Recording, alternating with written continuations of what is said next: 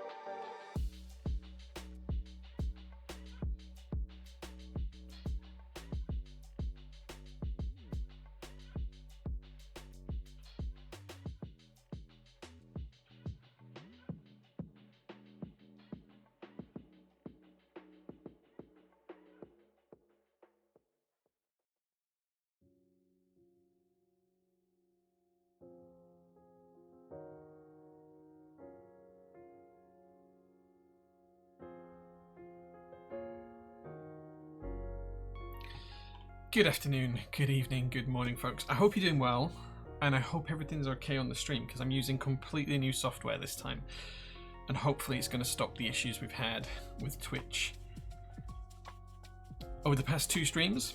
So let me know how the quality is, let me know how the sound is, because I've just tried to copy and paste everything into the new software. So let me know in chat if it's working or if it's not. Good afternoon, Tiggerless, thank you very much for being first. Frankie1001 as well. Storesness is here too. No work and play makes Jack a dull boy. Absolutely. Jehovah in bed, good evening. Thank you so much for being here. It's not evening yet, but we can call it evening if you'd like. A surprise to be sure, but a welcome one. You love a good meme. My Lottie Pony, thank you so much for the sub. I miss you too, my dear. Cherry Waves Live. Hey, thanks for being here, Cherry. Can you do side by side between GAT Type R and lanes? Unfortunately, we've sold out of lanes, so I can't. But we might have. I have one lane switch left, but it has no spring in it because I took the spring out to look at it. So I can't. I will try and get some very soon though. Need a break from interview prep. PT stream is a nice surprise. Nice, nice. Yeah.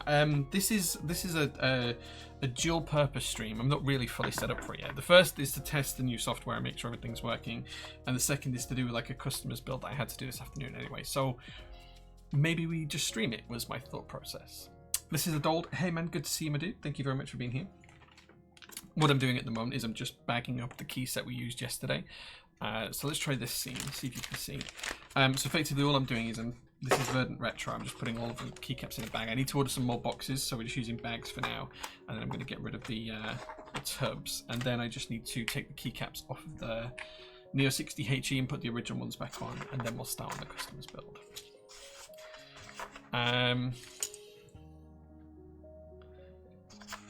Envy by Saab with cheesecakes on the CF. That sounds nice. You type on a Mac Air keyboard. Hey, nothing wrong with that, Lottie. Metaven, thank you so much for being here. Blue Slushy says, do you know if the problem with distorted logo on the keycut number 160 has affected the prototypist ones? It affected all keyboards. We haven't received ours yet from the manufacturer. When we do receive them, we will wait for the revised tops to be finished and then we will send them all out. So there might be a small delay on that. We only got confirmation that ours were affected this morning, so we haven't updated Notion yet, but that'll be updated tomorrow when Sharon's back in. She's off today.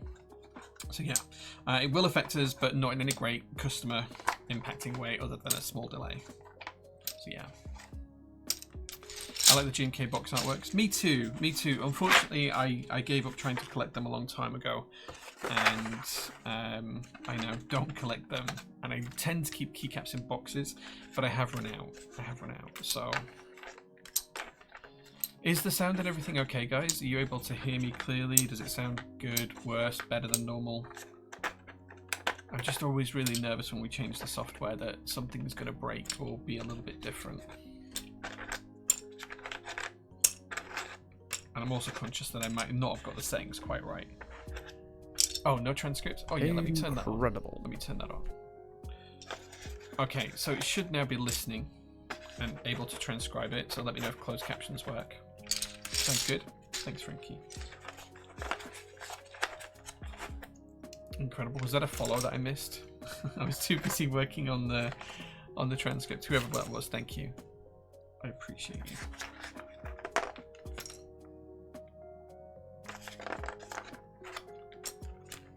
Closed captions is working. Good, excellent. Sound good, picture quality is good, a little brighter, but I'm guessing that may be more to due to natural light due to some day. Yeah, so we do get a lot of natural light in the office, so it might look a little bit brighter. Your tones are back to sounding dulcet. Thank you very much, I appreciate that. I do appreciate that. So yeah, so it's just a little quiet stream this afternoon. Couple of little chores and then build a customer's. Unfortunately, I don't have the customer's keyboard. What happened was they bought the keyboard and then they've sent me back the plate and PCB assembly to put together. In fact, actually, we are using lanes today, so I can give you a little demonstration actually, because this customer got some of the last lanes. So whoever was asking for that, I do have Gator on Type R's in this board, and I do have Gator on lanes there. So yeah, the chat box on the stream has gone. Oh, interesting. Let me It's not gone. It's just me doing things the wrong way around. There we go. There we go. Let's just check it's on this one. Yeah, okay. And there as well. There you go. So the chat box is working again now. Thank you. Do need you guys to point these things out. That was just a hierarchy of orders. It was hidden behind the camera, the top-down camera. So that's nice and easily fixed. Thank you. Good spot.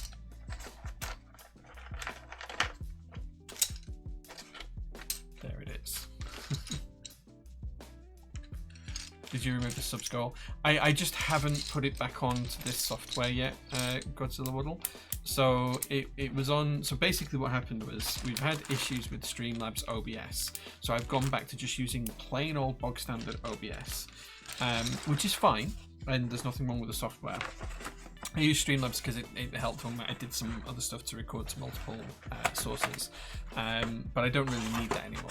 I just haven't ported that part over yet. I've just concentrated on porting over the microphones, the camera settings, browser sharing, and all of that kind of stuff. The overlays that you see behind us, the sounds. So if someone like follows or subscribes, we should get the same sounds back through as we used to get, and all of that kind of thing. So yeah, I will get through everything else, like the subscroll at some point soon.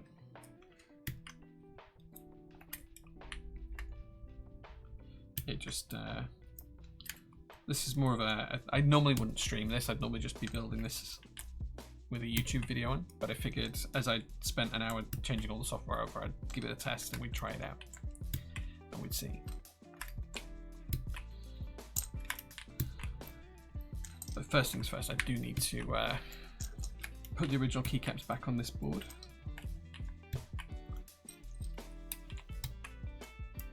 GMK Prussian Blue, this is Prussian Blue, yeah. The camera doesn't quite pick up the right colors. I can't tune the camera to get the right colors. I did have a go, but it just does not want to pick up how it really looks. It's much nicer in real life. Such a good key set.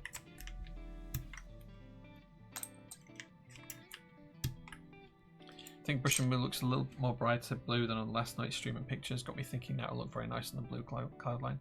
Yeah, so the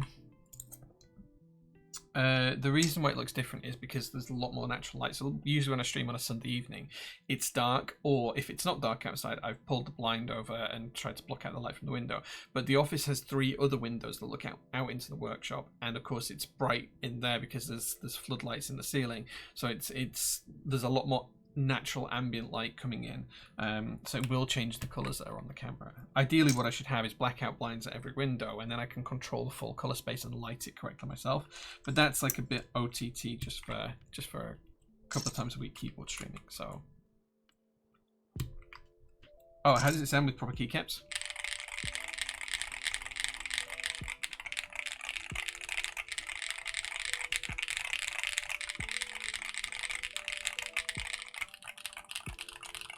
It sounds too good to be quite honest. It sounds way better than it has any right to for 120 quid.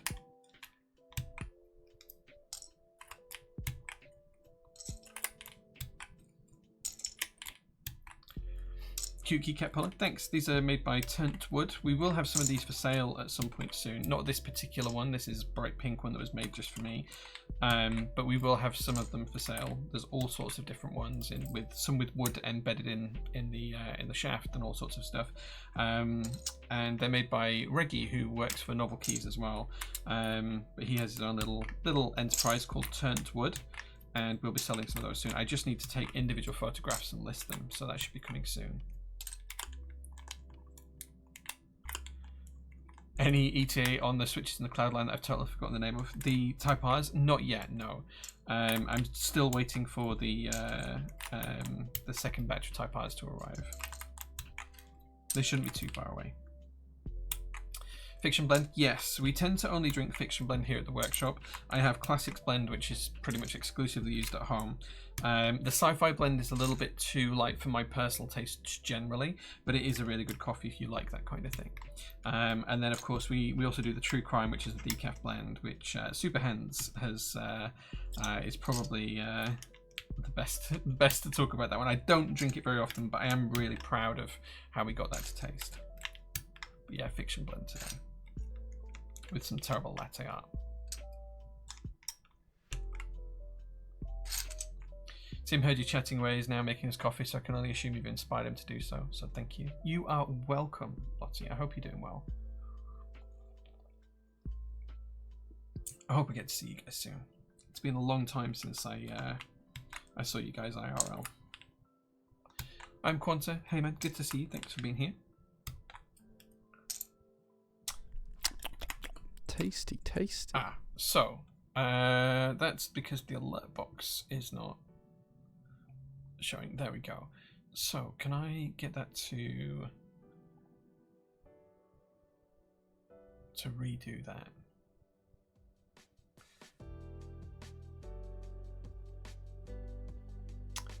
Why can't I get that to redo? This is the Neo65 HE. Yeah, we took the original keycaps off and popped a GMK set on it last night on stream, and now I'm just taking those keycaps off and putting the original ones back on, so it's ready for when people come for keyboards and coffee on Thursday. They can test out the board as it comes out of the box. Yeah, unfortunately, I can't get it to replay that. This is where I'm trying to learn how to use OBS instead of Streamlabs OBS. Because in Streamlabs I could get it to replay notifications. I can't find the same function in OBS. So apologies. But I think that was Wisdom who subscribed. 14 months. Oh yes, I've got it here. It says whoop whoop, doesn't feel like it's been 14 months. I hope you're having a good day, Jay, and all is well at PT. It's really quiet. That's about all I can say. Unfortunately, Mel wasn't feeling too good, so she's left work early, which is another reason why I'm streaming today.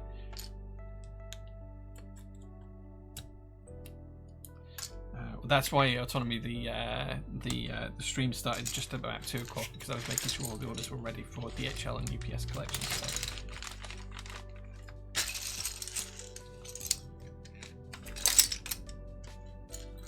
Keep forgetting to order before 2 PM. They say I'll do it tomorrow, and then I forget again. It's been weeks.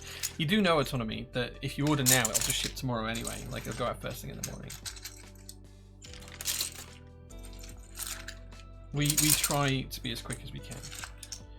What do I think of what so far, Glenn?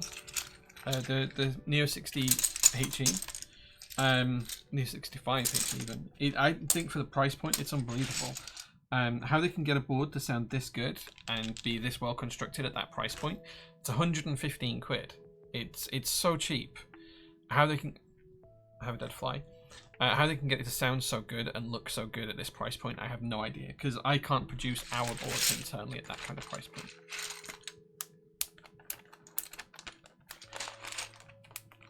I'm going to go build my Neo 65 I got months ago, but never got around to building it. A fun thing to do on a day off. Absolutely, man. Absolutely. Just going to move the cloud line out of the way.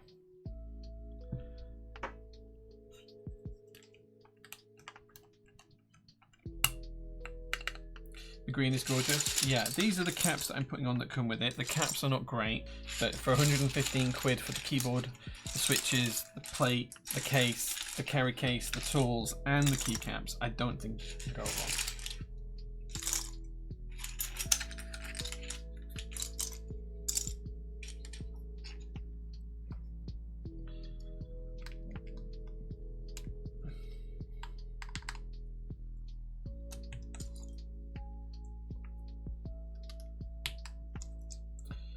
Okay.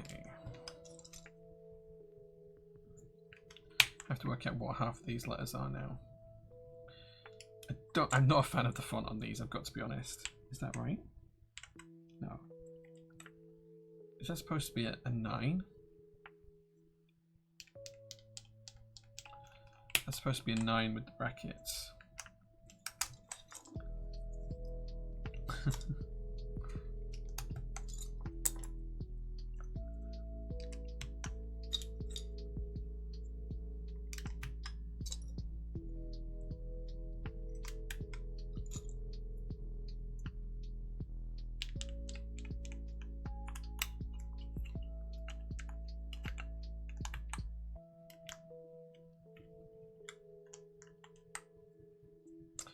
Okay.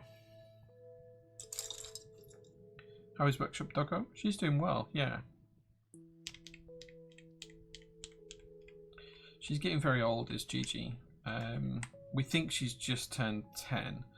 And I know that sounds really bizarre that we don't know how old she is, but she was absolutely a wild animal before we got her. And she was a stray that had been rescued.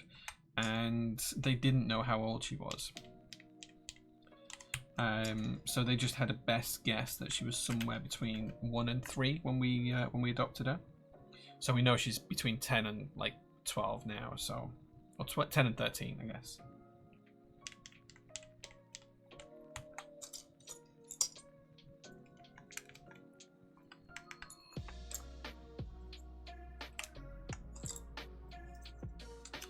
But yeah, she's doing all right. She's just getting a lot slower in her old age. She doesn't want to run around as much as she used to.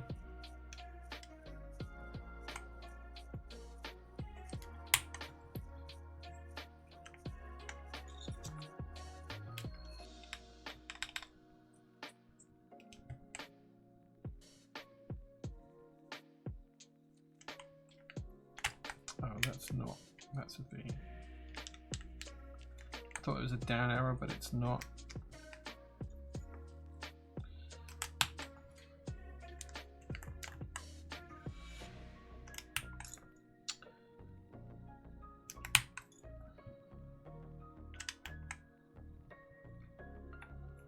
That's the down arrow though.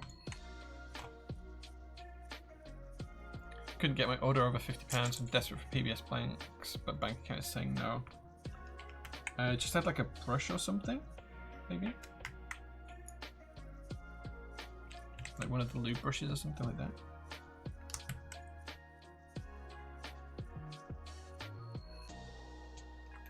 I had to look at that then and try and figure out what letter it was supposed to be. It did not click that it was supposed to be a C.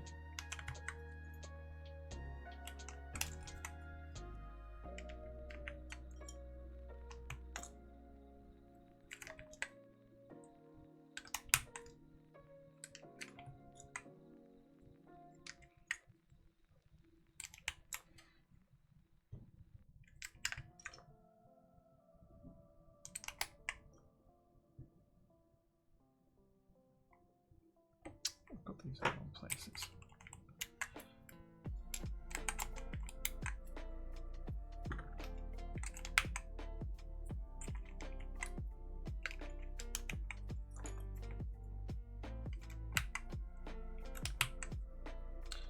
Okay, almost there now.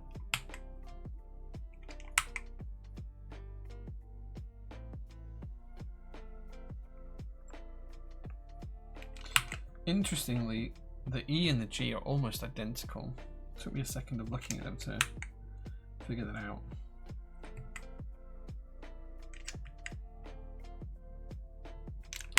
There we go. All back to normal.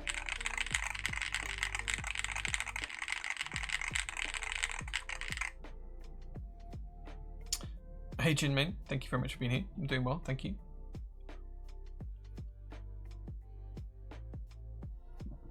Which colour of the 65HE is this? This is the green colourway. It sounds terrible. It doesn't sound that bad. Some of the legends on those keycaps are really hard to read at range. Yeah, they're hard to read close up. Like I genuinely thought the V V was the down arrow at first, just because how it felt, and like the E and the G like really made me double take as if they were the same letter or not. And then when I picked the W key up, it was the other way around, so it was like that way around. I thought it was an E. If you look at it like that, it's an E. Like it's just Game of Fun things. But you know, for the price point, I think they're pretty fairly made. Okay, so that's that done. We can pop that to one side.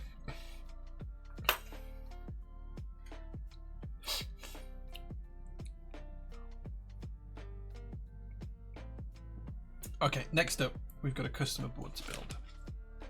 And I say a customer board. What we actually have is switches and stabilizers, a plate and some foams, and a PCB. So we're going to build it as best we can. I'm just going to dig the customer's details out in a second. This is for an Ellora65. So it just come pre-installed with the rotary encoder and the screen. Yeah, the customer ordered the case previously. They ordered one of the brass editions, I think. And then they ordered this as a separate secondary build and asked me to assemble this before we shipped it out. So, let's see how the customer's asked me to build this. Where's my to make file?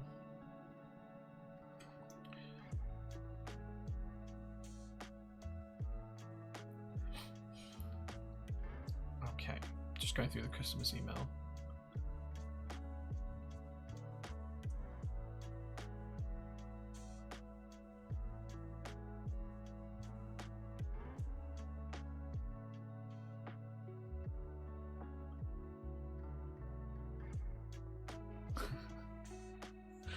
It's an FR4 plate. This is the FR4 plate.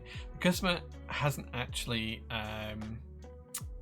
stated how they want this building. The flex cut here is weird. Yeah, I don't know why the Kiko designed it that way. They just did. Okay, so I'm gonna email the customer. And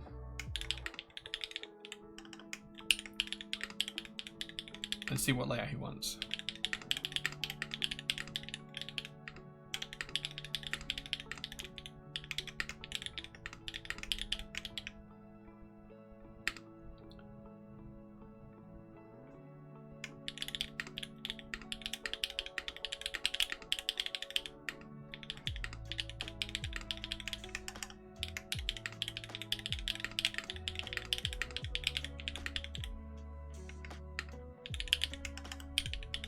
Okay, I've dropped him an email. We'll see what the customer comes back with. But whilst I'm waiting for it to come back, we can at the very least sort out the stabilizers. So we'll do that. I'm just going to check that the customer did order a hot swap PCB, because I'm not sure why they'd asked for me to do a build service.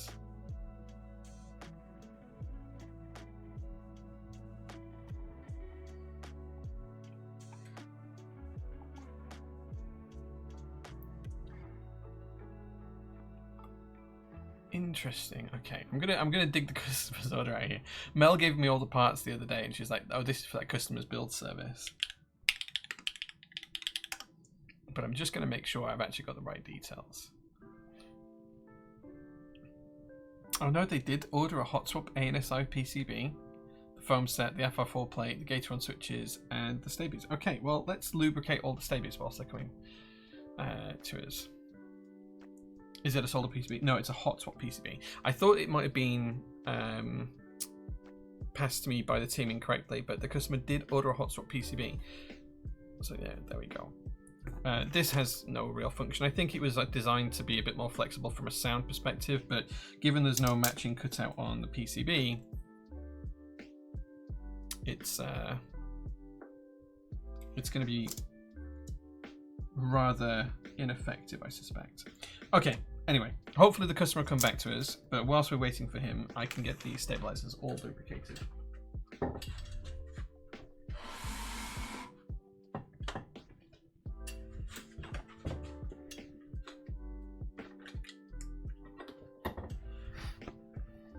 How weird? Who are we to judge? Absolutely. I'm not going to yuck anyone else's yum when it comes to building keyboards.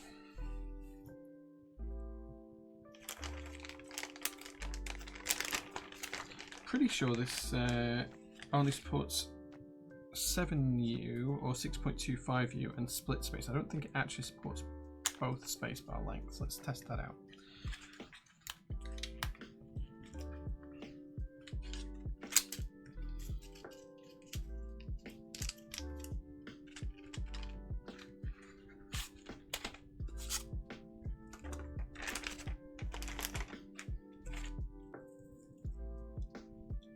There is no slot for a 7U, so it's going to have to be a 6.25U space, which there is slots for.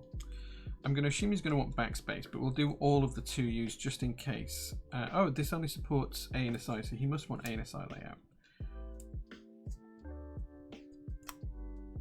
I'll go back to him.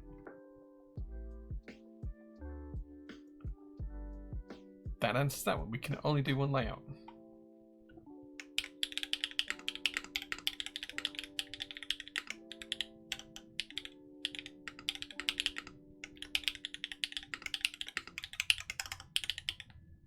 There we go. So we're going to be doing ANSI layout. There we go. Answers that one.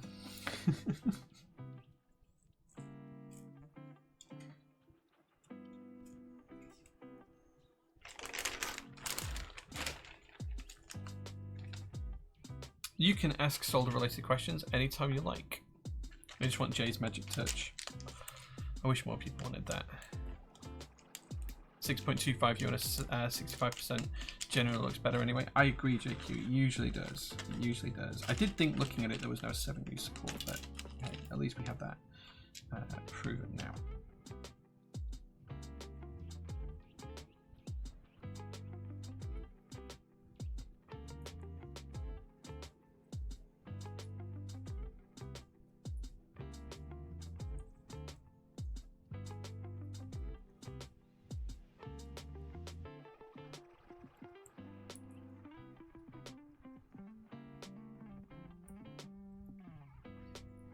I want that. What is it you want, sorry? Lottie. What did I miss?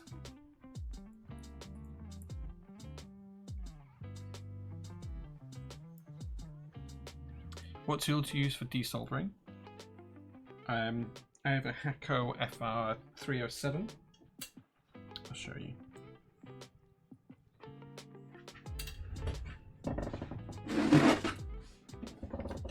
This is what I use for, oh, my magic touch.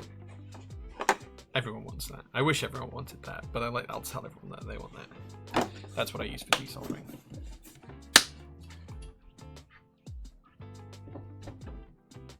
For actual soldering, I use this, which is a pine sol or a clone of the TS100. Okay, right.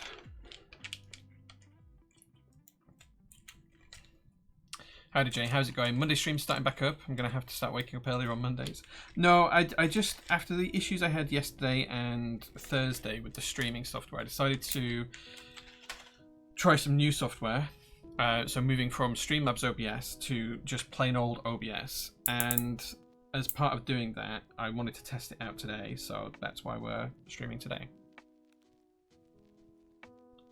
So I'm just going to use BDZ on these wires for the customer.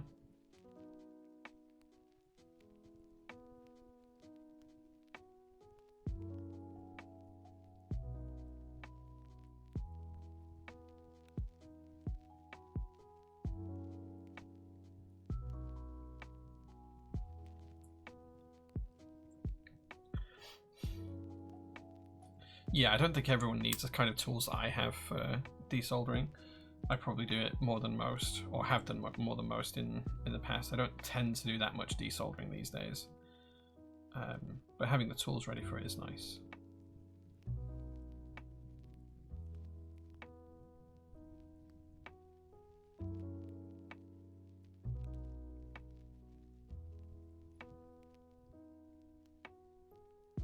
No huge bowl of 205 grade 0 chill.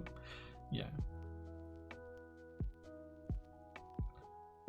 Good tools are good to have for sure though. Yeah, I mean I like to have nice tools for whatever I'm doing.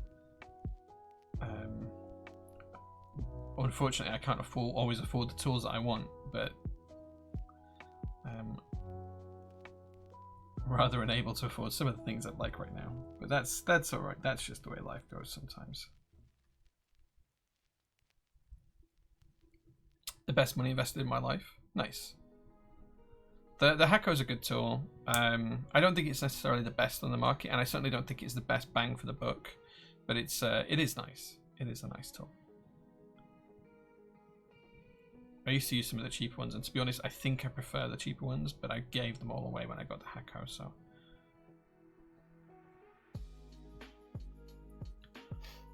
There's a good non-Hacko desoldering gun floating around somewhere. Just lost the link for now. Maybe the same one that I used to have. I gave one to JQ, I think, and also one to Tinkerton in the UK. Just some spare ones I had at one point.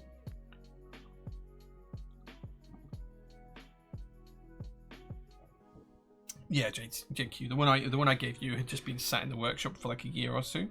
So yeah, it will have needed some cleaning and some looking after, but it's a great bit of kit.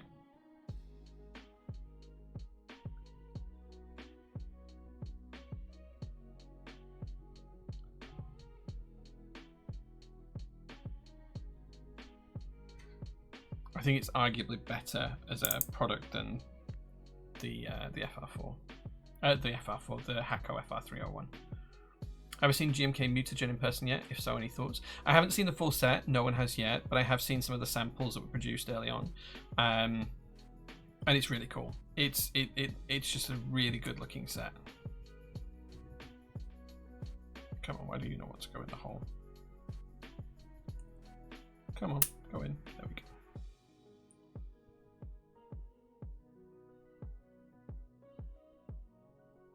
That link might be the same as the one I gave you, JQ, or the same type of one. Let's have a look at that link. Oh, I can test the browser bit out, can't I? Let's see how that works. Okay, it's a slightly different place. There we go. Okay, so it's not quite the same as that. Isn't the one I used to have, but it's very, very similar. It's very, very similar. It's probably the newer model looking at it, but yeah, it's a good tool.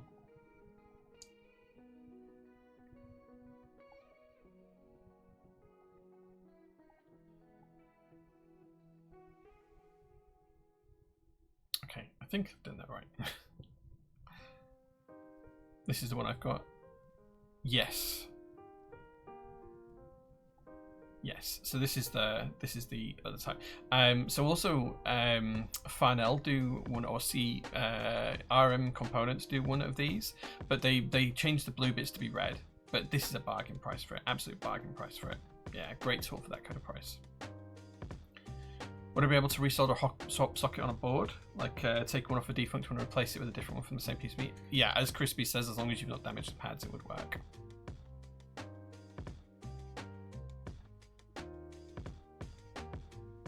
I think that's just the gun. I think you need the heated base station, Gorkus. Like that, I'm pretty sure you just you have the gun, but you need the base station. I don't think this comes with the base station. Like this isn't. Oh, maybe it does. Maybe it just plugs it into the wall. Okay, interesting. I can't imagine that this is particularly powerful, but okay, maybe it is. Maybe it is. They don't have it in the UK anyway. No heating station needed in this model. Fair. Okay, so it's like the Hako one instead of this one. I didn't know if it was just the gun as part of this, because all the base station does on this one is provide suction power.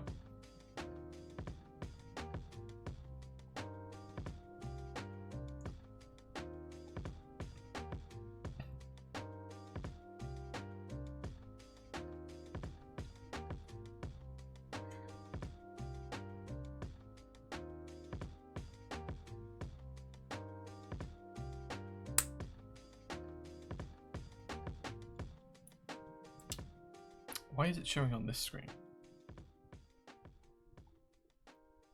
Oh wait, did I turn the wrong thing off? There we go. I turned the wrong thing off. There we go. New software. Blame the user. Pebkek.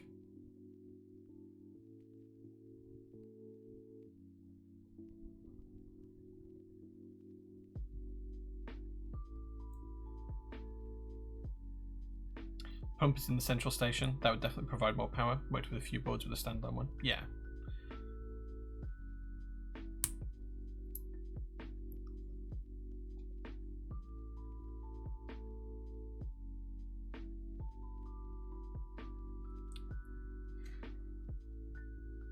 I think the only one that I've used with the integrated pump that's been good is the Hako one. But I do think that the standalone pumps are a little bit better from a servicing perspective and also a user perspective. Makes the gun a little bit lighter, it's more ergonomic to hold. But yeah.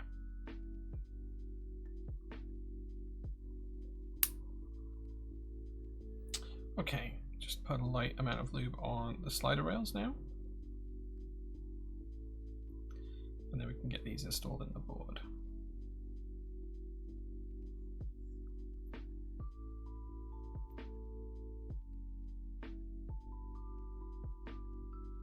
Hi GVB. Yeah, I don't usually stream on Mondays. The only reason I'm streaming is because I had some issues with Streamlabs last night, so I've moved everything over to OBS instead of Streamlabs, and I wanted to test it, and I was going to be doing a customer build this afternoon anyway, one that I wouldn't usually stream, but I figured why not stream it. Any interesting plans for the week? I have some job applications to submit tomorrow. Other than that, I have UPS coming out to us on Wednesday to see if they can beat the DHL quotes that are currently live on the website. And I also have another company coming out on Friday who might be able to beat everyone for the shipping prices, so we'll see how that goes. Yeah, lots of stuff happening this week. The other things happening this week, I think my house is going to go up for sale, so I need to call my estate agents tomorrow and my mortgage advisor tomorrow as well.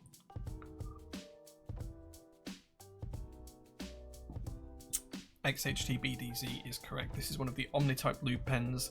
We have these in stock right now on the website. I can even show you that. If I do this, and then we go to... we just search lube pen, it should find it. There you go. We've sold out of the 205 grade 0. I'll have to get some more of that ordered in. I didn't realize we'd sold it out. But yeah, they are in stock and available and ready to ship, and they're just $7.98 including VAT, which is pretty cheap, I think. So yeah, JT has left a couple of reviews. So there we go.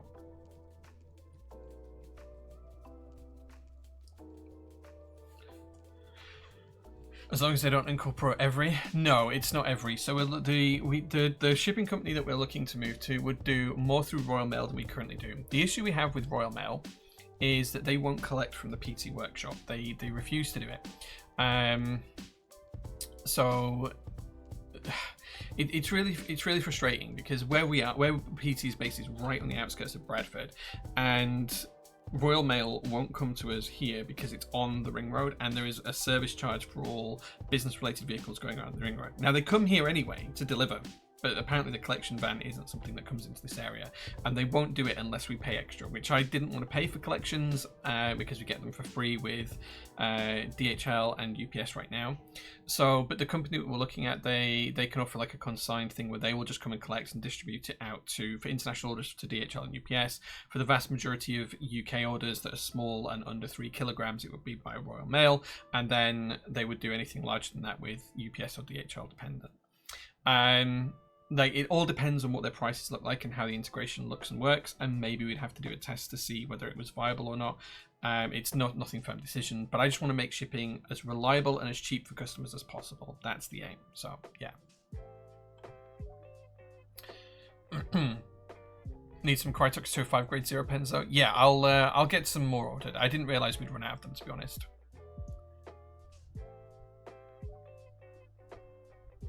It crashed last night, right? Yeah, so the stream on Thursday and last night just kept dropping every now and again. It dropped like 2 or 3 times. Don't know why. Doesn't seem to be an issue on this end, but it seems to be an issue between Streamlabs OBS and Twitch, and I can't get to the bottom of it, so I've uninstalled Streamlabs OBS, and now we're just on straight OBS, and we'll see if that fixes it.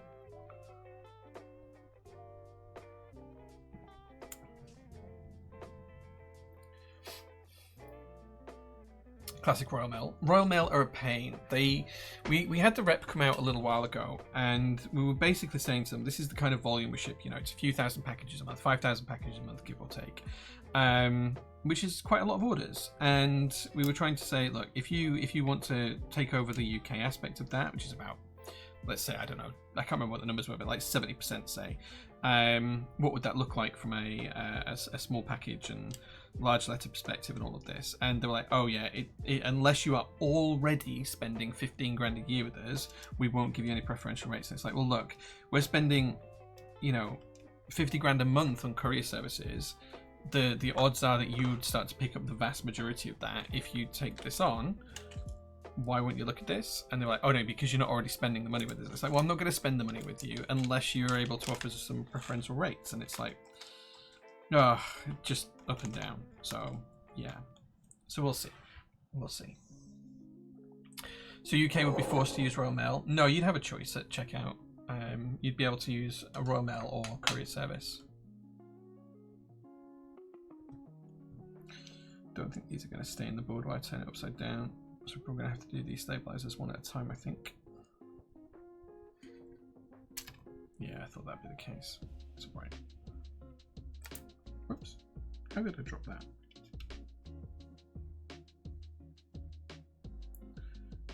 Oh, I've got the wrong screwdriver. That's why I forgot that these were Torx. Not Torx, Hex. There we go. And speaking of, I think that's UPS collecting just now. So I'm going to put this screw in, and then I'm going to give you, if you can give me 30 seconds, guys, I'm just going to go make sure that the courier service is okay for that. Back in a moment.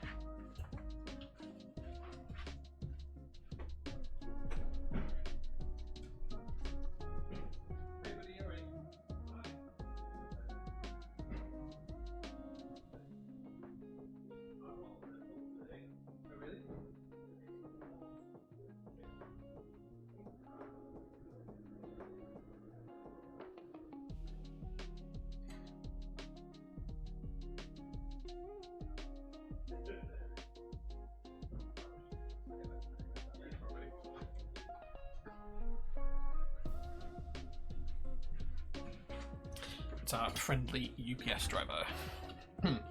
Chair stream? Yeah. It's a nice chair.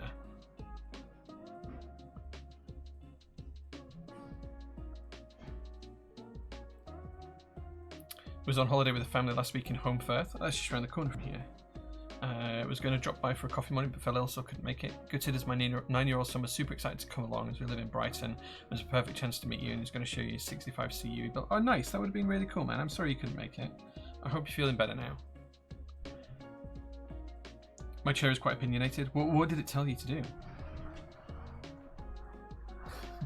Did you see the new IC for GMK MT News ZX? Yeah, we took a look on stream last night at it. It's a really nice key set. Hopefully, if Beasley is interested in having a UK vendor, we'll be able to offer that.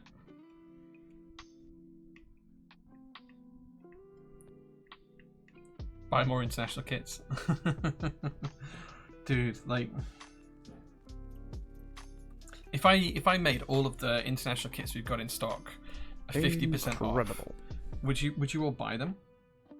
Would you all buy them? Because I just kind of want rid of them, and obviously we can't afford to give them away because there's like 50 grand's worth of stock. But if I made them 50% off, do you think they'd sell? Just to get rid of the older ones, not like new ones that we just put in stock, but the ones that have been sat around for a year or two, or 3, or 4, or like the Alpine ones since 2020. Chair said bye. You should all buy. Subbed and not even following. Typical. Thank you for the follow, man.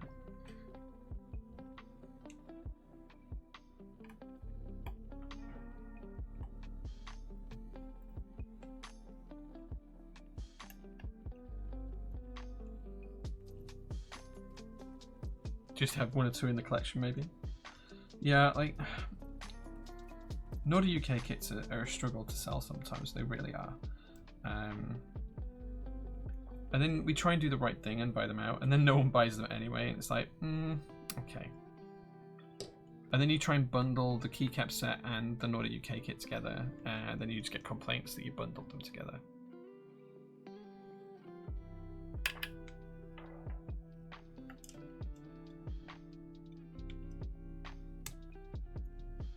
One day we'll crack the international kit issues. Well, like I suppose we have with KKB and Milky Way stuff, right? We just offer UK ISO kits, and the same with any SP stuff. We just offer the UK ISO kits. I wish we could get GMK to that kind of point.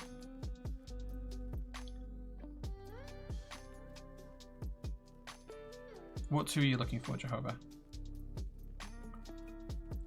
I bought at least 2 sets when they're bundled. Yeah, I appreciate that you do, dude, but not everyone does, unfortunately. And we tend to get complaints about them being bundled from people who don't want the international kits.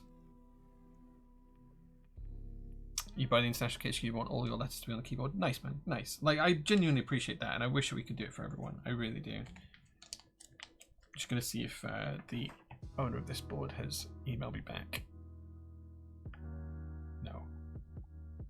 likely at work.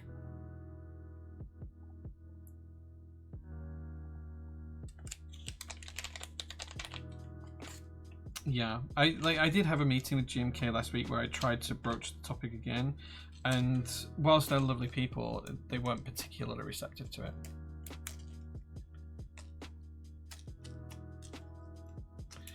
No ink kit equals no buy. Yeah, I get that. I get that. I wish we could do more for it. I really do. Okay.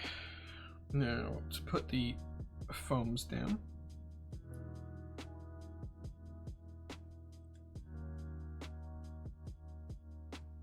Just like so.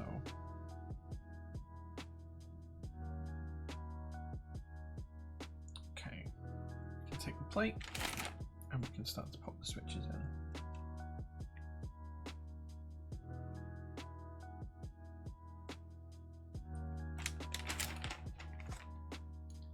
Small demographic.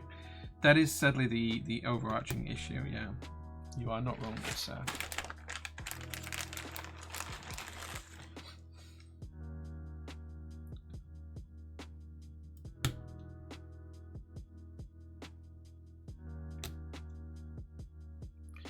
How do stabies compare to Knights Type Plus? Never had a power in hand. They're pretty good, to be honest. I would challenge anyone to be able to tell what stabilizers are in a board in a blind test. Like if I built 3 boards with the same switches for the same keyboard, let's say, I don't know, like a JO1. I built 3 boards with the same switches, let's say Type Rs or Gator lanes, and I gave you each keyboard to try. One had stabies, one had Type Plus, and one had Knights. And they were all looped nicely and tuned nicely. I don't think many people could actually tell the difference. I think it would be less than 1% of people who could tell the difference. And if you could do it once, I'd say it was probably luck rather than skill.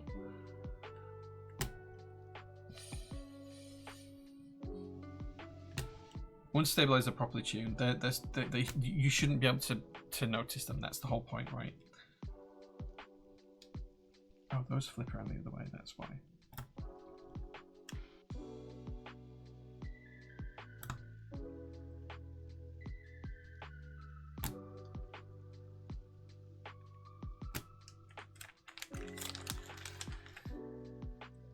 Is there a reward for getting all correct? Maybe when we do the open day in a couple of months' time, we'll have like a blind stabilizer test. And we'll see if anyone can actually tell the difference.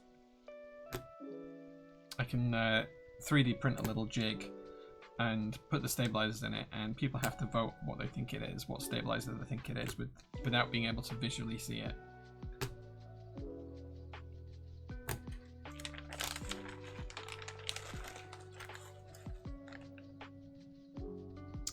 Hey Jay, I've noticed some pretty nice cars in your leaving the shop videos lately. What are you driving these days? My daily driver is an Audi. It's just an Audi estate car. I do have some classic cars that I drive when the weather's nice. I have the ones you're seeing at the workshop are a blue Datsun 620 little pickup truck. Then we also have here a white Nissan Laurel from 1976. The Datsun 620 blue one is from 1974. And then I have a 1969 GMC K1500 pickup truck here at the workshop as well. Old American Brute V8, small block V8, 5.8 litres. I also have a Datsun S30 Z car, one of the original Fair Ladies from 1976. And then I've got a couple of other cars. My wife's Tesla goes back in 2 weeks, which will be good to get rid of that finally. And then I've got a 1969 Datsun 521 pickup truck, which is going to go through restoration at some point. I've got 2 Nissan P130s. Both are in restoration at the moment, although I've run out of money, so they'll be there for a while. Until I can find a job and have an income again. And then I've got a 1999 Peugeot 306 Turbo Diesel. That was my mother's car that I inherited when she died, and it's quite fun, but it's going to go to the scrapyard at some point because there's a couple of issues with it. We just can't spend more money throwing at it to try and get it back on the road. And then we have the company pickup truck, which is a Maxus TE90 EV.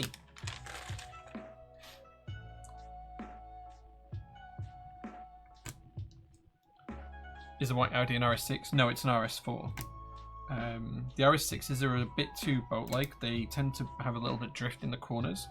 They're just a bit too wallowy and big and heavy. The RS4 is a little bit of a better balance for a sports car in my personal view.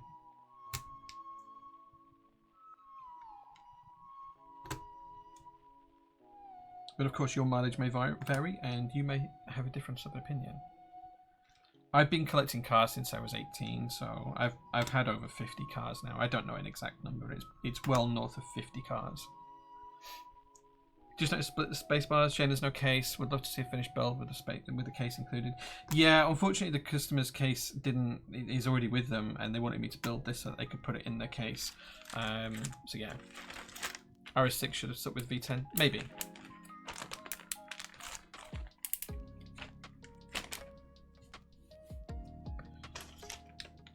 I mean, Chris Bezic has been in but I think he's been in most of the cars, to be honest. Where did I put the screws for this? Oh, there.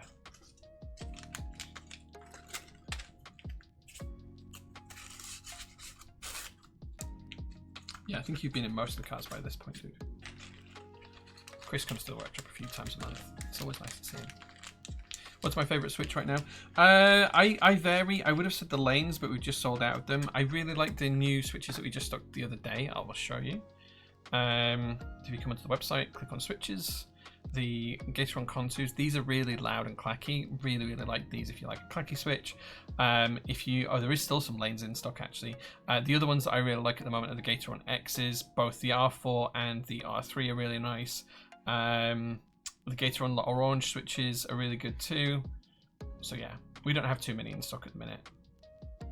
But yeah, those are what I would recommend right now.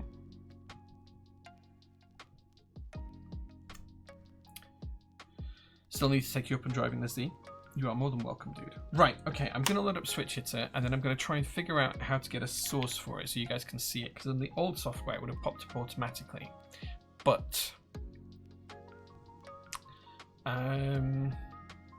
window capture.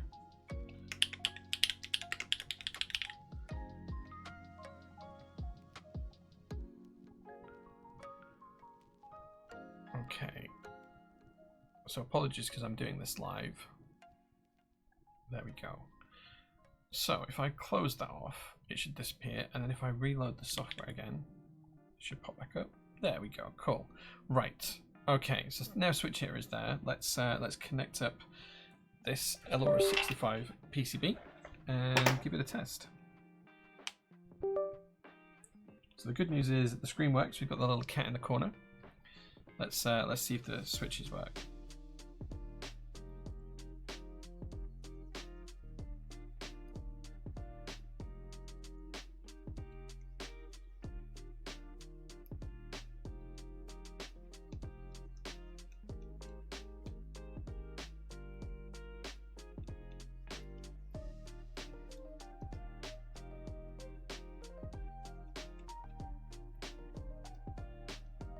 I think these are FN keys. Yeah. Yeah, so those both are set to FN. It's all working. That's giving us a response, but it's not set to a key. Okay, so those are all working. And that's working too. Cool. Everything works then.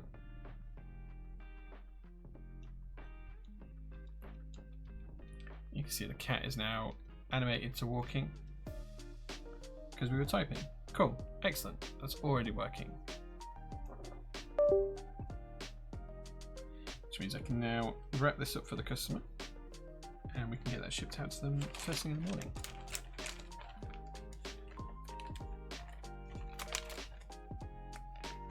Can't wait to try out the console switches. Dude, I'm really happy with them. Really, really excited for them. And I hope you really enjoy them as much as I do.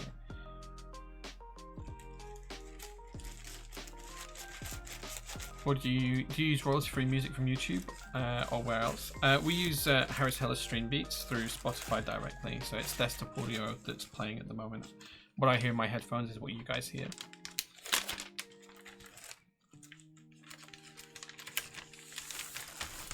Okay, that's all built, all ready to go. And we can send that to the customer. Yeah, it's Harris Heller Stream Beats that we use.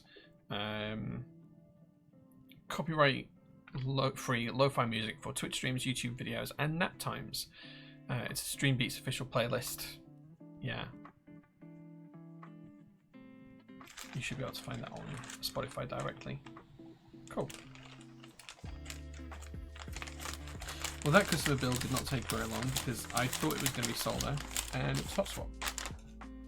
So that was nice and easy. Okay. I guess then it's time to do a bit of a Q&A. If you guys have got any questions for me or anything you'd like to know about me or PT or anything that we do, ask away and I'll try and answer your questions. I'm just going to put this to one side for the customer. That can go back. And just a reminder as well, Bleaks are selling out. Pick one up before you miss out because they are really, really cool. This is where I've asked you guys to ask questions and no one actually has a question for me. Little Oranges for a Bowl collab? No, yeah, they were designed by Bowl with Gator on. They're pretty nice switches. I think we put them in 2 builds on stream. I can't remember what the boards they were, but yeah, we definitely put them in a couple of builds. But yeah. Chris, when I get the Laurel back on the road, we'll have to go out for a little drive, and we can just switch halfway through and drive the other cars. You can drive the Z to wherever we go for like a coffee, and then you can drive the Laurel back, and I'll do the other ones. Are there any upcoming projects or group buys you're really looking forward to? There's always loads that I'm looking forward to. I'm really looking forward to getting Midnight Rainbow back out there. In fact, I'm really excited for that because it's been a long time coming, and I can't believe it's been 5 years since the original group buy now. So I'm really excited to get that out there. I think Windbreaker coming back in GMK, I'm hoping to get the renders tomorrow, would be really, really cool. And I'm excited for that to run.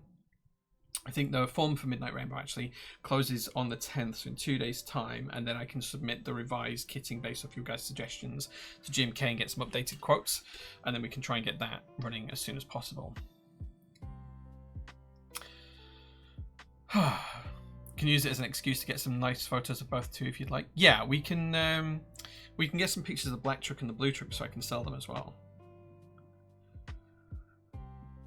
Frankie says, how did you get into the hobby? I know you may have been asked this so many times. Sorry in advance. It's alright, dude.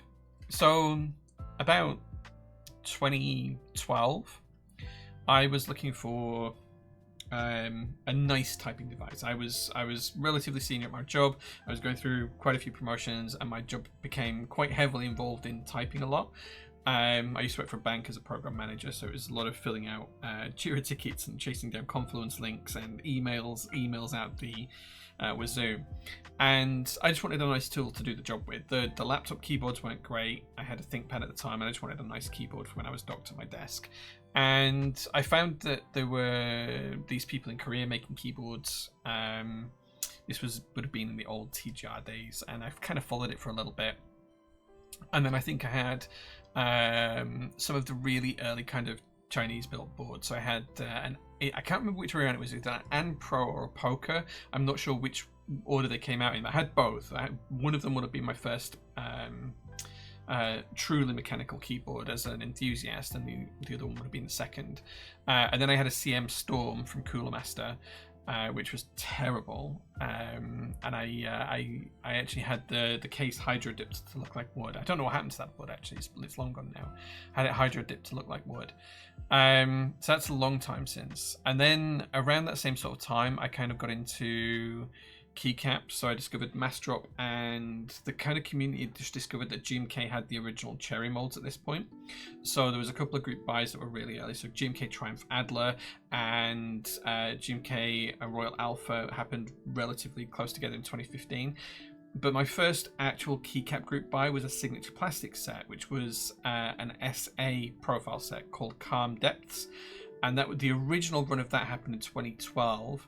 So I have that somewhere, which was a really cool set. From there, it just kind of like progressed. I made some friends in the hobby. We kind of like looked at keyboards a lot. We bought a few. I realized that things were struggling in the UK to get hold of things. And around 2015, I started streaming. 2014, 2015, I started streaming originally. And one of the things that came out of that was like, it was really obvious how few products were out there. So I started to talk to Mechboards, who had been around about this sort of time, about whether we could get more products in, offered them some finance, some funding. They kind of wanted to do their own thing.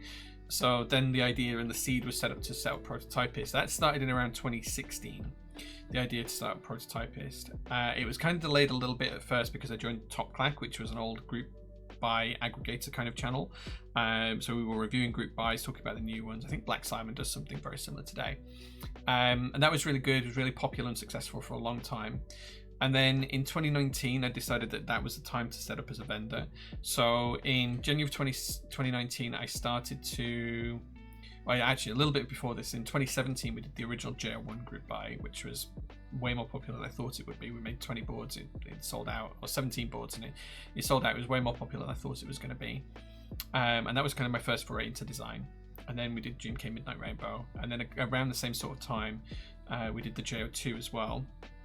And those were all agreed before Prototypist was set up, so they all ran kind of outside of Prototypist with other vendors, Canon Keys and Novel Keys, and other vendors. And in 2019, I knew I was going to start PT. Kind of like I'd already been working with One Creative Mind for the logos and everything else. The name was already done. And sadly, my mum passed away in the March, and I'd been planning to launch the company in the June, and I'd booked a trip to the US to go to the Seattle Keyboard Meetup in June 2019. I did still manage to go to that, but my mum passed away a couple months before, so instead of being able to launch the company at that event, the company kind of like fell to the wayside for a few months. I did go to the event. I had a really good time.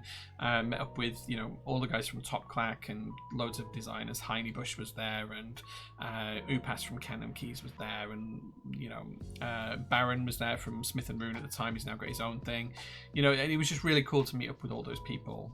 Mech Merlin and tons of others. A million people I'm forgetting. But because of like my mum passing away, I kind of like didn't get I had so much to sort out with that. I didn't get around to sorting the business out. So we got Prototypist started on the 1st of November 2019, which means that in about 9 weeks time, it is our 6th anniversary, which is kind of crazy and mental. So yeah, that's pretty much the story up to now. Meetup soon, isn't there? Autonomy, yes. We're doing an open day stroke meetup here at the PTHQ. There is a form you can fill out on Discord to suggest a date. We've got 3 suggested dates: 25th of October, 1st of November, 8th of November. It'll be here at PTHQ. We're going to get the cars out of the workshop and tuck them away somewhere else. We're going to have some tables set up so you guys... excuse me.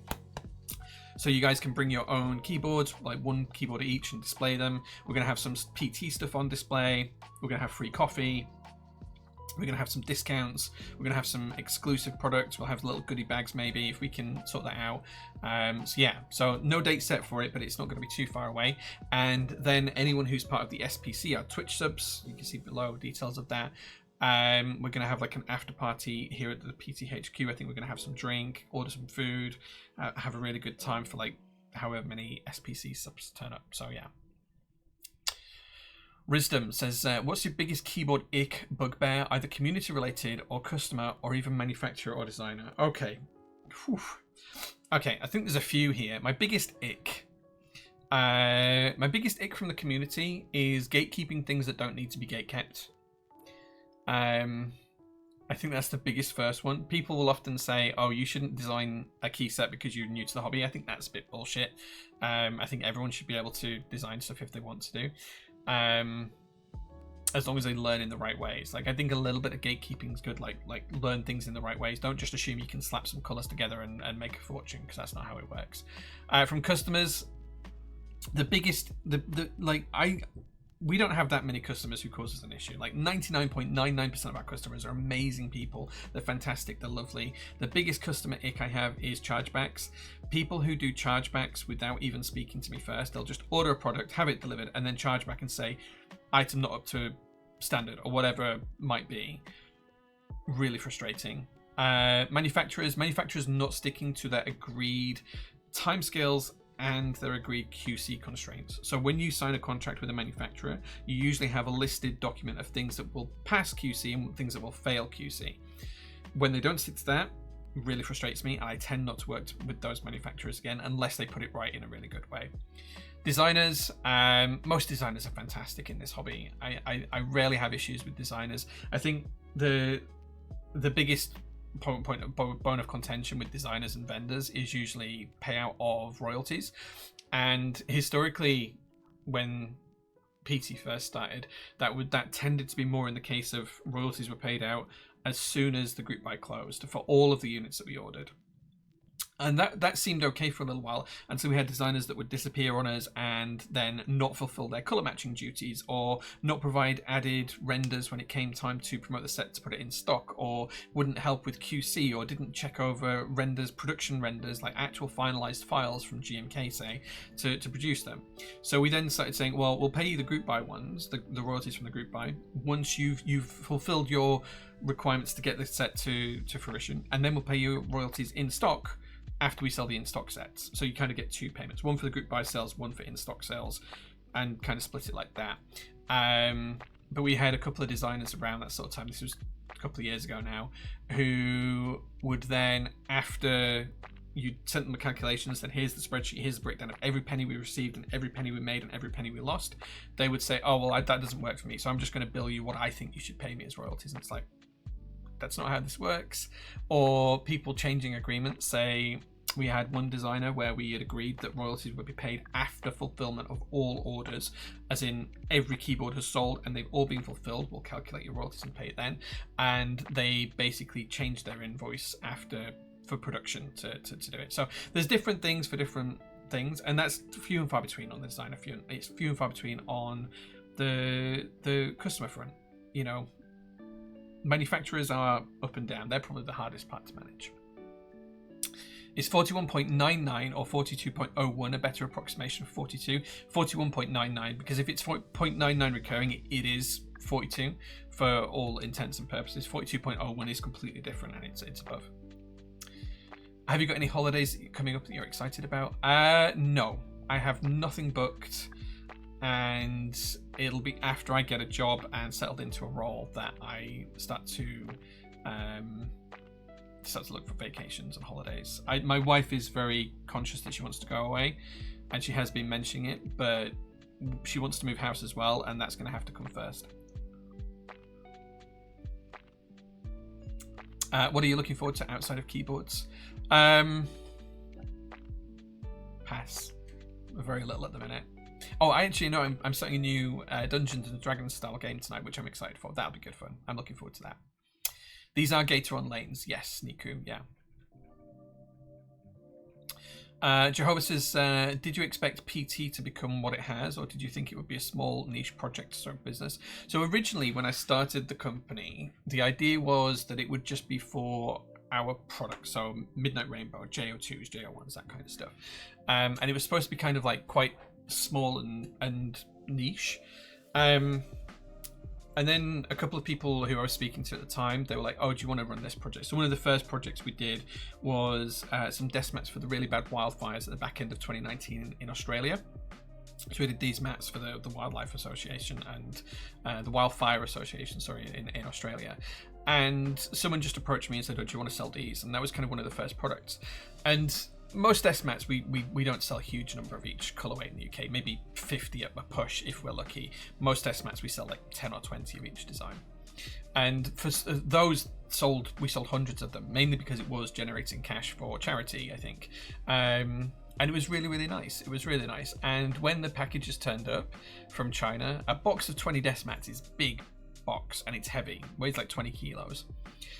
And we had boxes of those in the spare bedroom and on the landing, in the hallway downstairs, in the kitchen, in the living room, in our own bedroom, in the spare bathroom, and in my home office, and in the garage.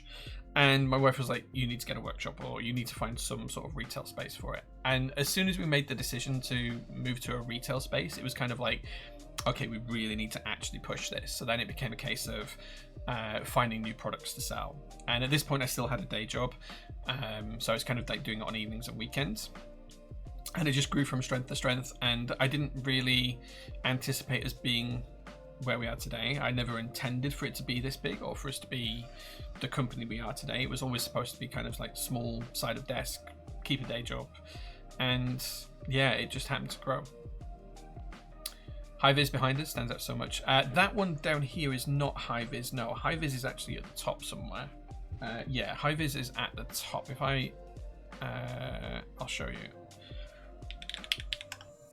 Let me control the camera because it's on a gimbal, so I should be able to control it. Yeah, so high vis is actually that one at the top, just there. That one is high vis. This one's one of the Deadline Studios keycap sets. There we go. As I've gotten a little bit older, I'm becoming more interested in the business side of the hobby. How much does it cost to run PT on a quarterly or yearly basis? So it depends on what you mean by cost. Like the operating costs of the business change. There's a few things that are stable. So for example, the rent for the workshop is about £6 grand a month, which is a lot of money.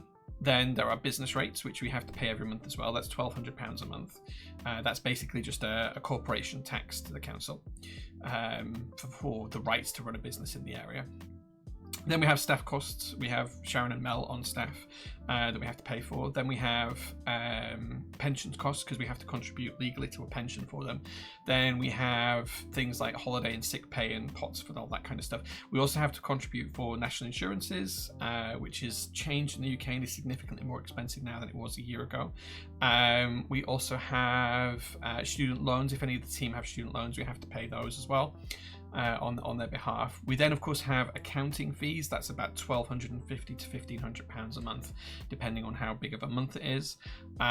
We then have Shopify to pay for. That's anywhere between £800 and £1,000 a month, depending on app usage, because we have plugins and they have different costs depending on how much we use them.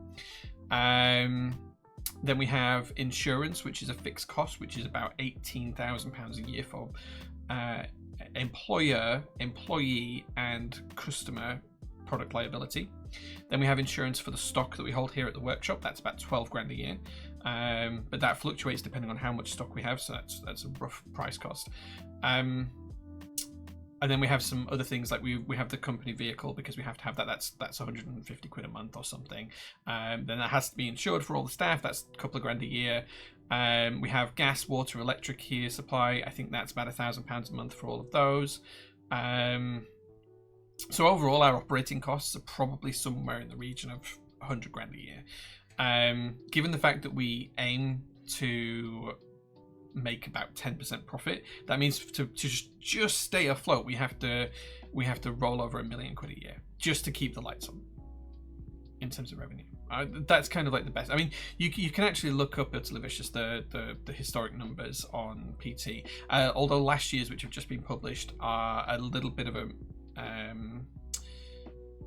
whilst they're technically the correct documents, they don't tell the full story, because last year we had to write off a lot of losses from other vendors. So companies like Rama, My Keyboard, Captus Keycaps,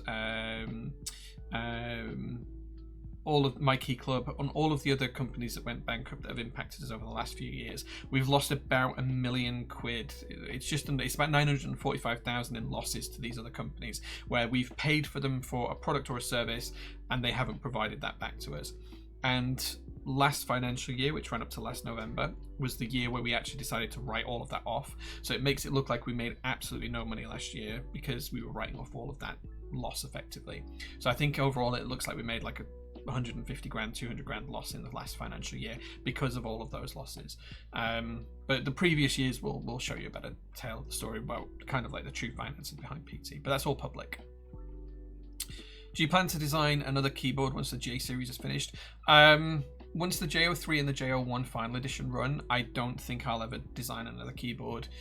I'm not saying never, I just don't think I will. The main reason because keyboard design has changed.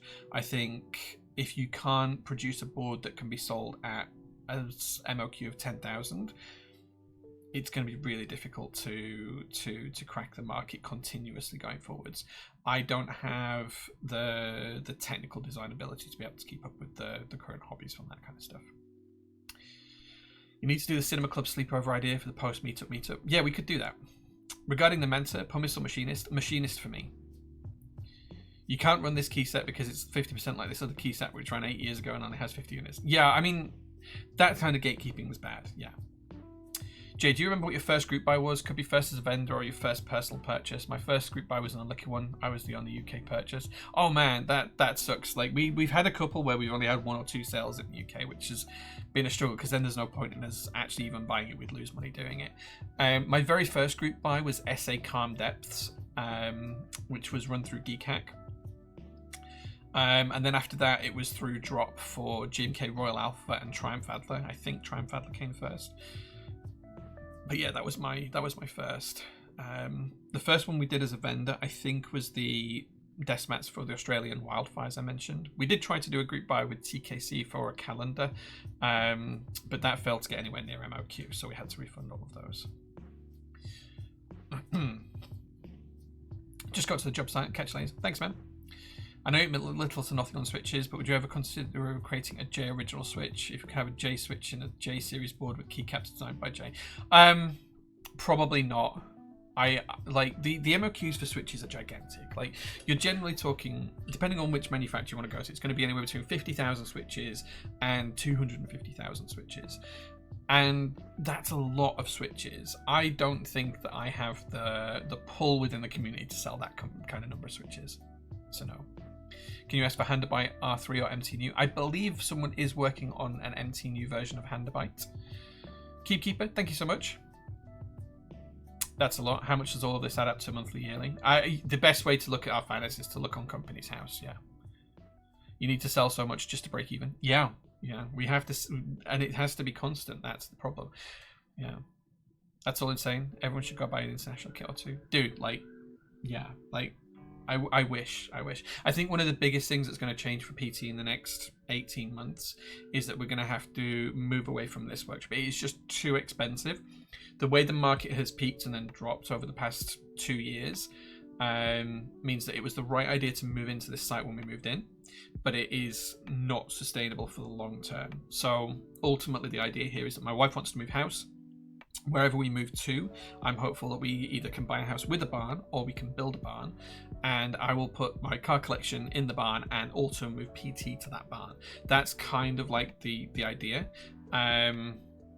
We did find a house that would have been perfect for this. We did put an offer in. Unfortunately, because our house has not yet sold, it goes up for sale this week, we weren't able to do a formal offer, and it looks like that property now has sold to someone else. So we've kind of lost out on the property we wanted.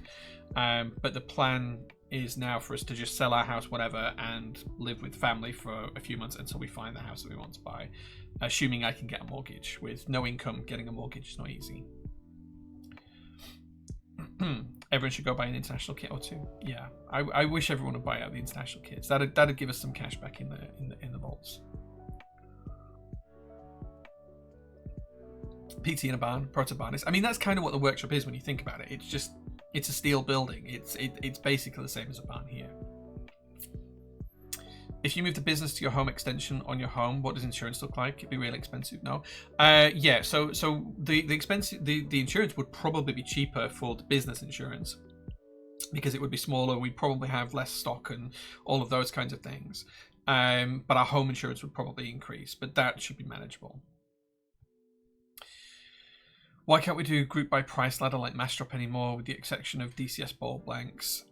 So because it's really complex when you're trying to do it across multiple vendors. SIP.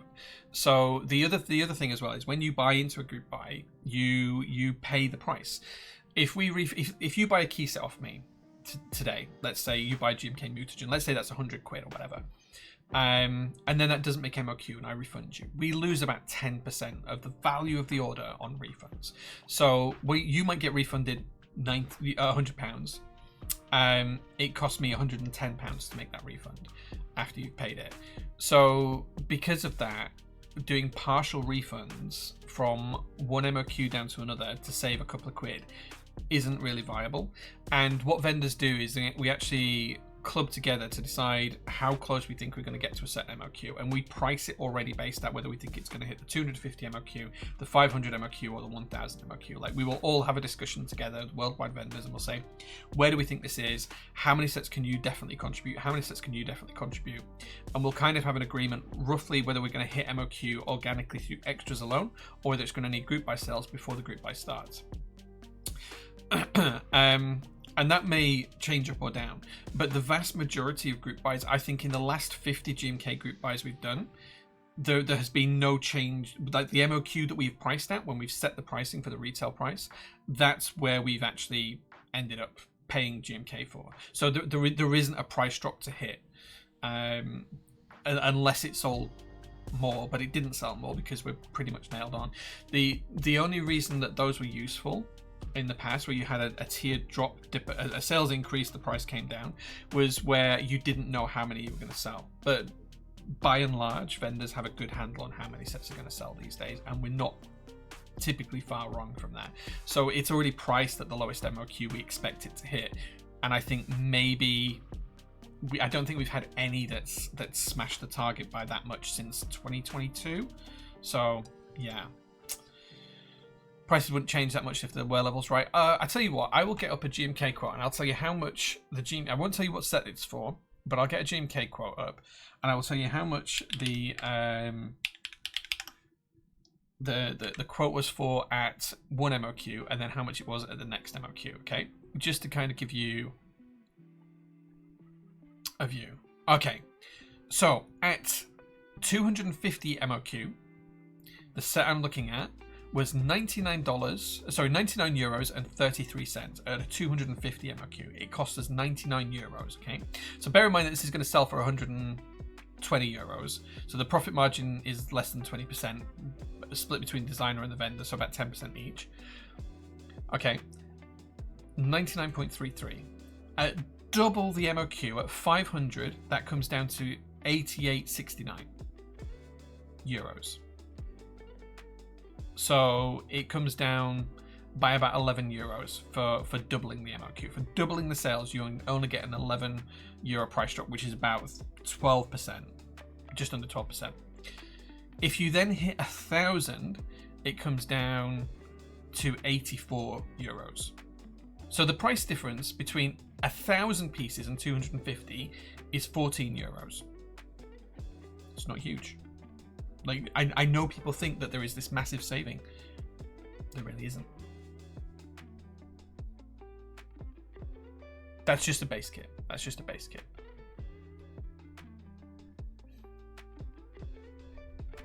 So that's the other reason why price ladders aren't viable as well, Sip, because there's just not enough margin there for us to play with to do it. So yeah, I'm not going to tell you what set that was for. If you want another example, this is for a child kit. So this is for a child kit, okay? I'm not going to tell you what type of kit. You can have a guess. The child kit at 150 MOQ is $23.78. At 250 MOQ, it's $21.12. At 500 MOQ, it's $19.46. So between 150 and 500, so 4 times the number, it drops down by €4.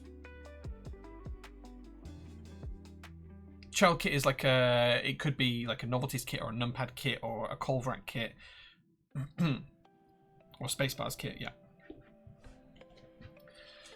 So yeah, so everyone thinks that like vendors are making mad bank. We're really not. Like the margins on like this set that I'm talking about here, the retail price I think in the UK is not gonna even net as €20 per base kit or $20 per base kit. Yeah. So yeah, like yeah, Like, I make no money from doing this at all. I don't even make anything. I can guarantee that if you have worked a single day in the past year, you have made more money than I have. Like, I can guarantee that.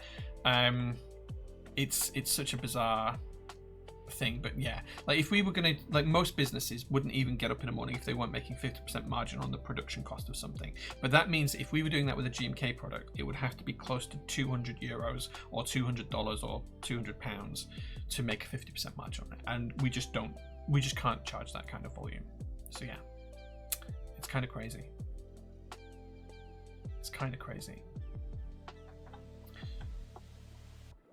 Having seen how slow GMK are, I'm not surprised. Well, production timelines are about 14 weeks. Based off this quote, which was 2 or 3 weeks ago, 14 weeks is currently estimated. So 3.5 months, 4 months. That filing cabinet is so good.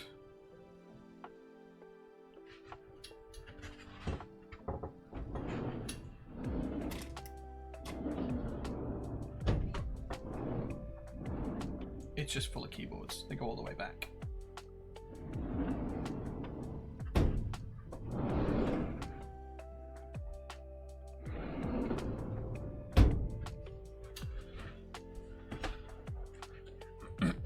Are you doing just this for the love of the game? Yeah, I mean, this is where I'm gonna have to start. Literally, I've been typing up my CV this morning and doing some changes to it because I'm gonna have to find some income. I've had no income for nearly 5 years now, and I can't go much longer without an income.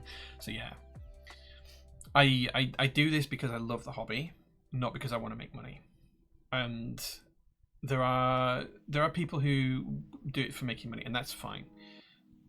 That's just not why I started this. I just want to make sure that we have good products available here in the UK, and I'm sure that a better business mind than me could take over PT and make it profitable and make an absolute killing. But that's just not how I want to do things. Like, yeah, like if you brought in someone who was great at marketing and able to do all the viral stuff and get, you know, stuff out on TikTok and whatever else and all of that kind of stuff, great. I'm sure you could do you could triple our revenue, I'm sure. But that's not me, and it's not what I want to do. So, yeah. Yeah.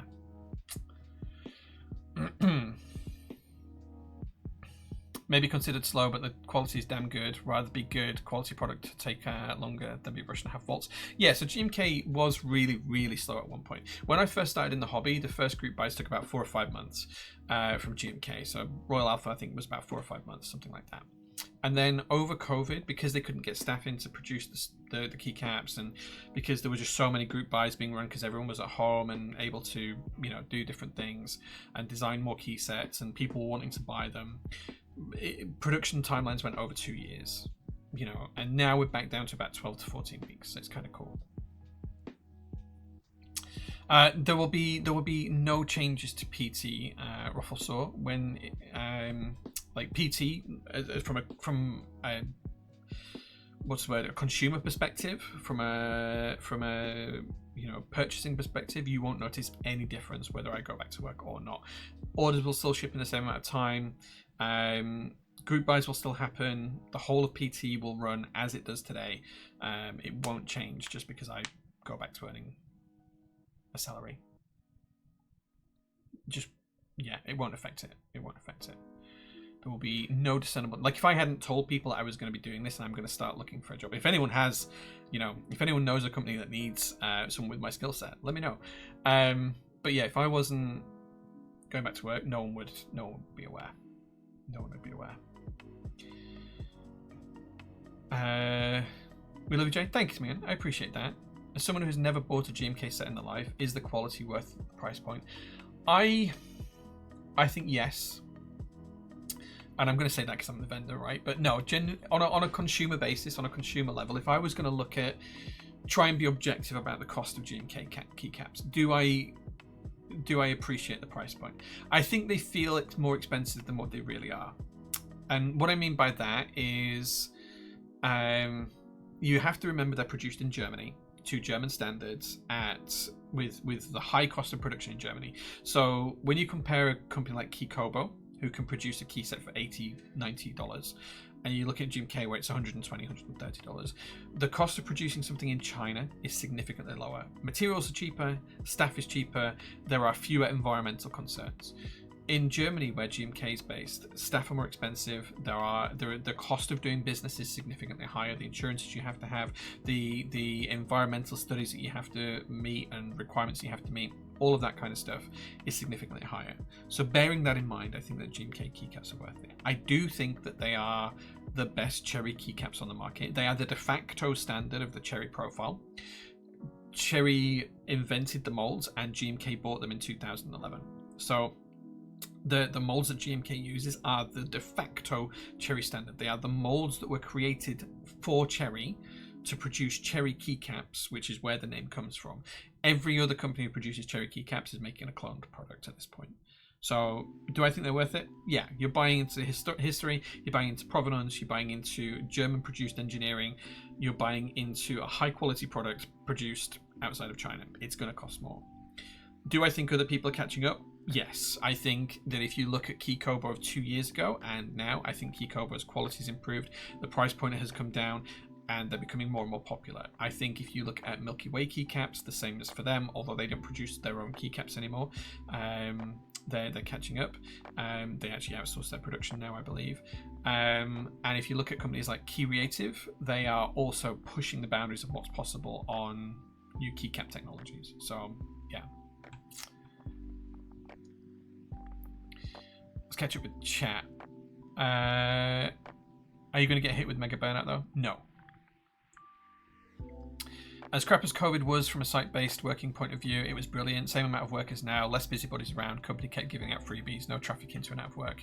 Yeah, I don't know what you do for a living, Jehovah, but it was fine in my industry at the time as well. I think I preferred it, to be honest. Compared to bad clone quality Chinese mass production caps, yes it is. I agree. GMK have a history and a head start too using the Cherry molds. They haven't had to fight a better alternative either like everyone else has. Not yet. See you later, Lottie. Thanks for watching. With Cherry moving production to China, how long till GMK do it too?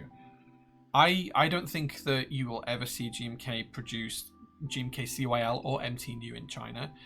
Maybe they would do a smaller, cheaper tier of production in China, but I think CYL and MT New will always be based in Germany.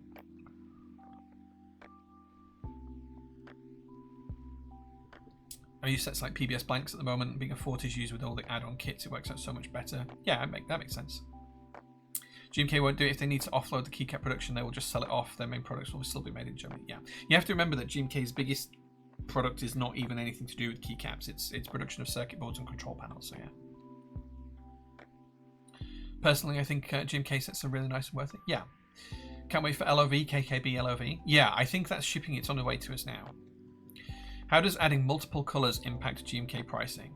So the more custom colors you do, the more the price increases. The more complex your colors are, the more the price increases. So DCS Windbreaker, for example, because it's got so many different colors, is more expensive, and they're custom colors as well. It is going to be more expensive than if you did, say, exactly the same kitting with GMK Midnight Rainbow, which uses stock colors. So yeah, the more complex you're making it, the more expensive it becomes.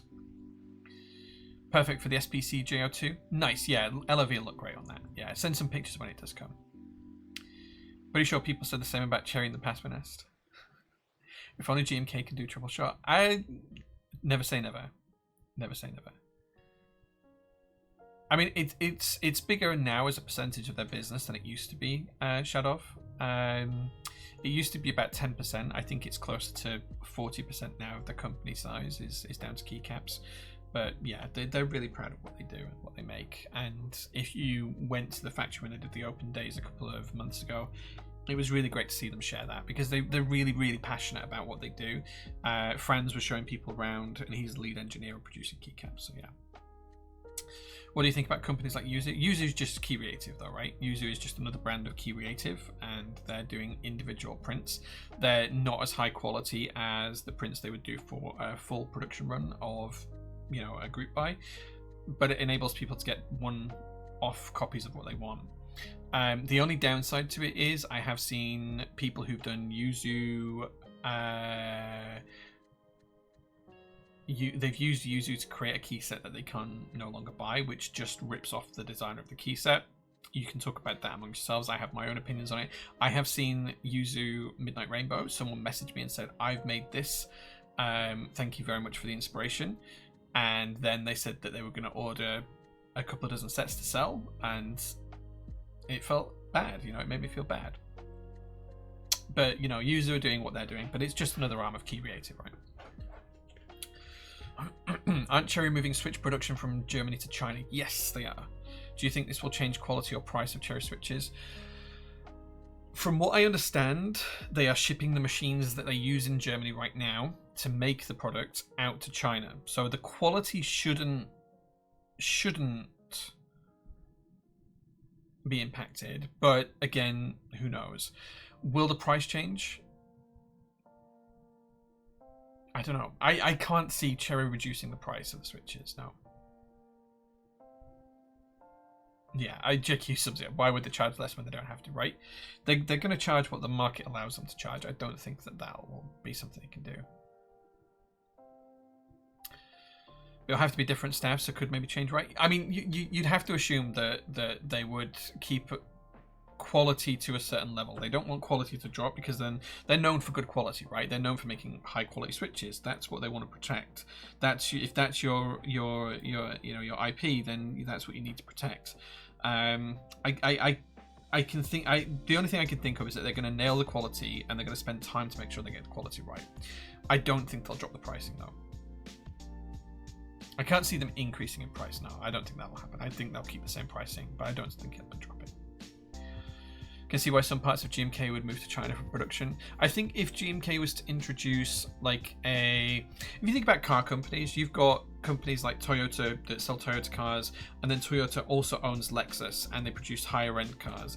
If you imagine GMK is the Lexus producing CYL and MT New, I can absolutely see them having like a cheaper brand like a Toyota that may be produced in China. I can absolutely see that. I think that'd be a really good idea. I think they could do a lot with it. I think they should do more with LP19, which is the other profile that they have that no one ever uses and no one ever sees, but they do low profile LP19. They should do more with that as well.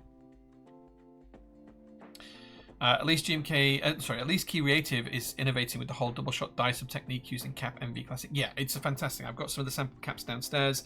Every time people come to Keyboards and Coffee on a Thursday, they always rave about how good those keycaps look. They're fantastic. Be interesting to see how much the price goes up for us in the US with tariffs. 34% I think is the tariff on products made in EU. Makes me wonder how much prices in other regions are rising to offset the US prices as much. In keyboards, I don't think that's going to be a thing. I'm not increasing our prices for UK customers based on the new cost to ship things to the US customers, and I don't think any other vendor in the hobby is. Companies like Sony, who increase the price of PlayStation everywhere else to keep the US happy, that's a very different kind of proposition. So yeah. Tariffs are interesting. I've seen some companies stomaching the cost of the tariff to keep sales viable. We don't have enough margin to do that. We don't have enough margin to do it. But what we are looking at is making sure that customers can pay the tariffs. Like if you've got a product where you sell it, you produce it for $10 and you sell it for $20, and the tariff's going to be $3, maybe you can afford to absorb that cost because now your production is $13 and you're selling it for $20, so you're still making $7 profit instead of $10 profit. Maybe that's fine. Here for us, like if we absorb the tariff, we'd be paying customers to take the sets away from us. So yeah, if they move the production to China, wouldn't it be the China tariff, not the German one? Yes, it would. Yeah. When that happens, it will be. Just make them pay for it. They voted for it. Yeah, but at the same time, JQ, the other side of this is that about 30% of PT's business has now just disappeared and completely gone because no one from the US dares take the risk about whether they're going to get charged tariffs or not. So whilst we are charging them the same and they may or may not pay tariffs, it will impact PT and other business. If you choose not to address it in any way, shape or form, you've got the fact that you're going to have less revenue and less custom. There are companies I know that based in the UK that sold exclusively to the US and now their business is dead. They are literally looking at closing down because of tariffs. It's scary times. I don't know how much about Switch production, but I could imagine staff would be a factor. Personally, where I work, our factory are useless, constantly making mistakes. But that's from a warehousing distribution point of view. So most of the once the material's loaded in the machine, there is very little manual activity needed to keep Cherry's Switch production on track. I've been to the factory, I've seen them produce everything. They have a reel of steel tape that is stamped, pressed and punched that creates the leaves. They go into a big box and they then get sent off into a big hopper. They have a machine that injection molds the top housing, and one that injection molds the bottom housing, and one that injection molds the stem. And then they have another machine that produces the springs off of a steel strand. And then they have another machine where robots literally take these piles of bins of individual components to another machine. They load up hoppers, and then the hoppers automatically produce the switches after that. So a lot of it is automated. I think as long as they get the machines to function the same way as they do now, I think they'll be fine. Alligator on Type R is worth the hype. Yeah, we're restocking them because they're good. Okay, cool. Right, it's nearly 4 o'clock anyway, guys, so I'm going to finish up streaming now. I've been talking at you guys for a couple of hours, and this was only supposed to be a test stream to see if the new setup worked. Thank you so much for watching. I really appreciate you all being here. I'm going to head home now, have some dinner in about an hour, and then I've got to be back here to play Dungeons & Dragons in a couple of hours. So I will see you guys then. Well, I'll see some of you guys then, because some of you guys are playing the game with me.